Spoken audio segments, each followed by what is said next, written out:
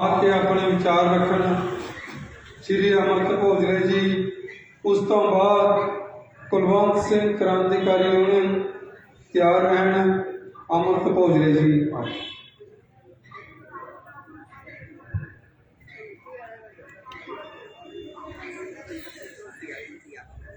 पिछले एक वरे तो दिल्ली की हैक आके देश की शाह रोल के बैठे पंजाब के सिरड़ी मेहनती ते किसान योद्धियां नूं साडी मेहनत और जिहड़ा संघर्ष आ उहनूं सलाम करदा होया वाहिगुरू जी का खालसा वाहिगुरू जी की फतेह। जय भीम जय भारत। साथियों, साडा संघर्ष बहुत लंबेरा इस देश के हाकम के खिलाफ चलिया जो इस देश के हर वर्ग के लोगों को दबाउण का काम कर रहा, जिसने इस देश के अंदर हर घट गिनती से जुल्म किया, चाहे वो मुसलमान है, क्रिश्चन है, बोती, पारसी या सिख है, और वो हर व्यक्ति को हर धर्म के लोगों को इस देश के अंदर दबा के देश को हिंदू राष्ट्र बनाने के एजेंडे से काम करते लोग जिहड़े मोदी, योगी और अमित शाह लोग आ, जिन्हां दी इन्हां दी तिकड़ी आ,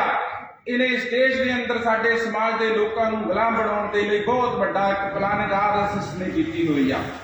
और जिहड़ा देश का सब तो जिहड़ा मेहनती ते संघर्षी योद्धा पंजाब, क्योंकि वो बार्डर के नाल लगदा आ, इन्होंने देश की जिहड़े पंजाब के लोगों की जबानी ते किसानी नूं खत्म करने के लिए पहला देश के अंदर नशा लियांदा, फिर किसानां नूं काबू करने के लिए उन्हां दे खिलाफ इदां दे काले कानून लियांदे कि जिहदे नाल साडीआं आउण वाले समय दे विच फसलां और नस्लां दी तबाही होने वाली आ। मेरे तो पहला बुलारे साथी ने दस्सिया कि इत्थे बहुत सारे साथी जिहड़े 5 एकड़ तो घट जमीन के मालक आ, जो उन्होंने गांह परिवार बदने उन्होंने को 1-1, 2-2 एकड़ जमीन रह जानी है, 5-5, 4-4 कनाला जो 6-6 कनाला जमीन रह जानी है। पर देश का हाकम ये नहीं देखता है लोग कितना मेहनत करके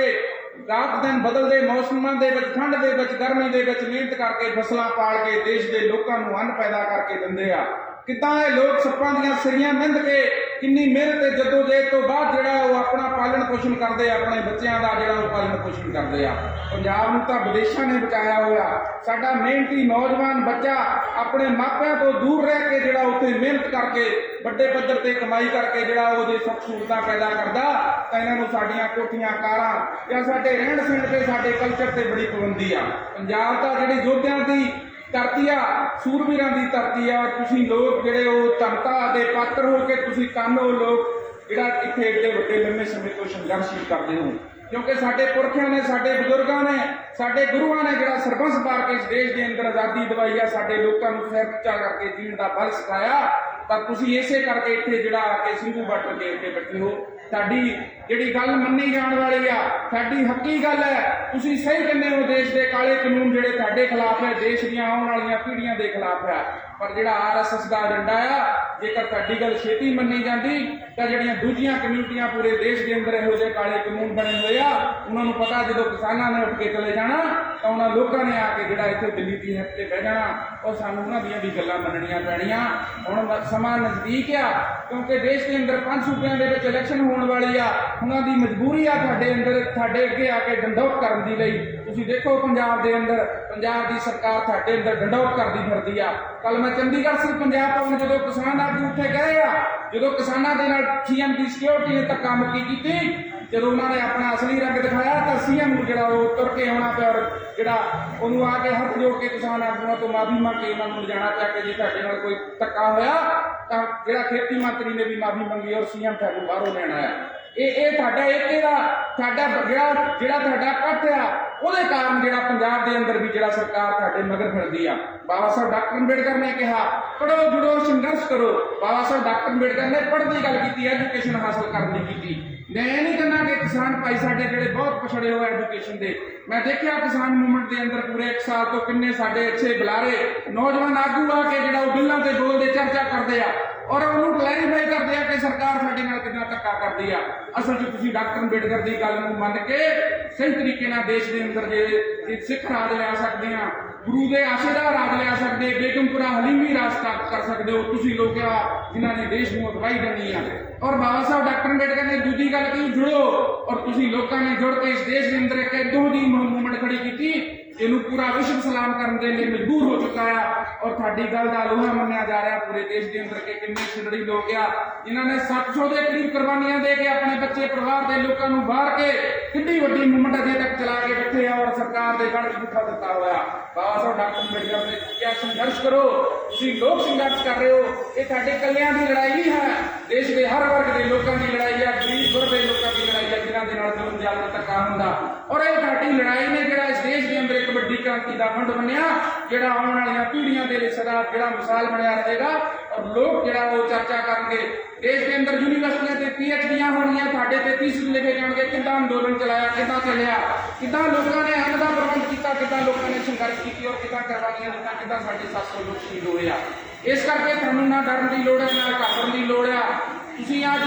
ਕਿਉਂਕਿ ਸਾਰੇ ਲੋਕ ਜਿਹੜੇ ਪੰਜਾਬ ਦੇ ਅੰਦਰ ਖੇਤੀ ਦੇ ਕੰਮਾਂ 'ਚ ਬਿਜ਼ੀ ਹੋਏ ਆ, ਜਦੋਂ ਕਣਕ ਬੀਜੀ ਲਈ ਇਹ ਅੰਦੋਲਨ ਫਿਰ ਜਿਹੜਾ ਉਸੇ ਤਰੀਕੇ ਨਾਲ ਉਸੇ ਰੰਗ 'ਚ ਆ ਕੇ ਸਰਕਾਰ ਦੇ ਗਲ 'ਚ ਮੁੱਠਾ ਦੇਣ ਦਾ ਕੰਮ ਕਰੇਗਾ। ਕਿਉਂਕਿ ਆਉਣ ਵਾਲੇ ਸਮੇਂ 'ਚ 5 ਜਾਂ 4 ਸੂਬਿਆਂ ਦੇ ਵਿੱਚ 5 ਸੂਬਿਆਂ ਦੇ ਵਿੱਚ ਹੋਣ ਵਾਲੀ ਆ। ਔਰ ਜਿੱਦਾਂ ਤੁਸੀਂ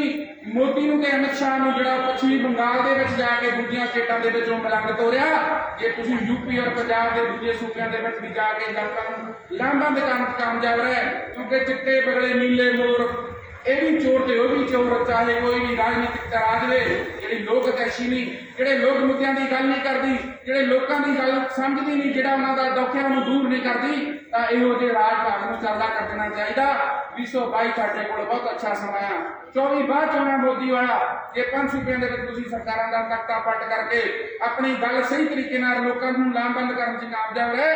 ਤਾਂ ਆਉਣ ਵਾਲੇ ਸਮੇਂ ਦੇ ਵਿੱਚ ਇਹੋ ਜਿਹੇ ਕਾਲੇ ਖੂਨ ਬਣਾਉਣ ਵਾਲੀਆਂ ਸਰਕਾਰਾਂ ਨਹੀਂ ਬਣਦੀਆਂ, ਲੋਕ ਕੈਸ਼ੀ ਲੋਕ ਰਾਜ ਦੀਆਂ ਸਰਕਾਰਾਂ ਬਣਦੀਆਂ। ਜਿਹਨੂੰ ਲੋਕ ਚੁਣਗੇ ਔਰ ਲੋਕ ਜੋ ਚੁਣਗੇ ਉਹ ਹੋਊਗਾ। ਕਦੇ ਤੁਹਾਡਾ ਜਿਹੜਾ ਆਉਣ ਵਾਲੇ ਸਮੇਂ 'ਚ ਸਾਡੀਆਂ ਆਉਣ ਵਾਲੀਆਂ ਪੀੜ੍ਹੀਆਂ ਦਾ ਭਲਾ ਹੋਣ ਵਾਲਾ, ਕਿਉਂਕਿ ਇਹਨਾਂ ਨੇ ਸਾਡੀ ਜਵਾਨੀ ਖਤਮ ਕਰਨ ਦੇ ਲਈ ਦੇਸ਼ 'ਚ ਨਸ਼ਾ ਲਿਆਂਦਾ ਔਰ ਸਭ ਤੋਂ ਵੱਧ ਪੰਜਾਬ ਦੇ ਲੋਕਾਂ ਨੂੰ ਪੰਜਾਬ ਦੇ ਬਾਰਡਰਾਂ ਨੂੰ ਬਦਨਾਮ ਕਰਦੇ ਆ। ਹੋ ਸਕਦਾ ਪਾਕਿਸਤਾਨ ਵਾਲੇ ਨਸ਼ਾ ਭੇਜਦੇ ਹੋਣ ਪਰ ਜਿਹੜੇ ਲੋਕ ਅੰਬਾਨੀ ਅਡਾਨੀ ਦੇ ਏਅਰਪੋਰਟਾਂ ਤੇ ਮੁਦਰਾ ਗੁਜਰਾਤ ਦੀ ਏਅਰਪੋਰਟ ਤੇ ਲਗਭਗ 3000 ਕਿਲੋ ਜਿਹੜਾ ਉਹ ਹੈਰੋਇਨ ਆਈ ਆ 21,000 ਕਰੋੜ ਦੀ, ਉਹ ਜਿਹੜਾ ਹੁਣ ਪਤਾ ਨਹੀਂ ਲੱਗਦਾ ਕਿ ਕਿਹਦੇ ਨਾਂ ਤੇ ਆਈ, ਕਿੱਦਾਂ ਆਈ, ਕਿੱਦਾਂ ਆ ਗਈ। ਜਿੱਥੇ ਤੁਸੀਂ ਇੰਨੀ ਵੱਡੀ ਸਿਕਿਉਰਿਟੀ ਸੁਰੱਖਿਆ ਦੇ ਨਾਲ ਘਾਤ ਲੱਗਣ ਦੇ ਤੁਸੀਂ ਸਾਡੀ ਜਵਾਨੀ ਦੇਸ਼ ਦੀ ਖਤਮ ਕਰਨ ਦੇ ਲਈ ਇੰਨਾ ਨਸ਼ਾ ਇੰਪੋਰਟ ਕਰ ਰਹੇ ਹੋ।